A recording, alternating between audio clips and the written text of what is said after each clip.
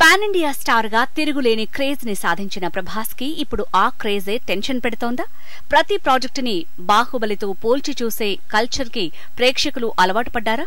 అవే ఇప్పుడు ప్రభాస్ ప్రాజెక్ట్స్ పైన ప్రతికూల పరిస్థితుల్ని సృష్టిస్తున్నాయా? ఇలాంటి పెను సవాళ్ల క్రాస్ రోడ్స్ లో నిలబడి ఉన్నాడు ప్రభాస్. హీరోగా అరంగేట్రం చేసి 20 వసంతాలు పూర్తి చేసుకున్న వేళ అభినందనలు అందుకుంటున్నాడు. రాధేశ్యామ్ ఇచ్చిన చేదు అనుభవం నుంచి కోలుకుని తన తర్వాత ప్రాజెక్ట్స్ పై దృష్టి నిలిపాడు.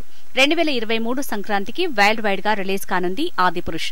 3D ఫార్మాట్ లో రూపొందిన ఈ చిత్రం రామాయణ ఇతిహాసం ఆధారంగా నిర్మాణమైంది. తొలిసారిగా హాలీవుడ్ లో కూడా రిలీజ్ చేయడానికి సన్నాహాలు చేస్తున్నారు.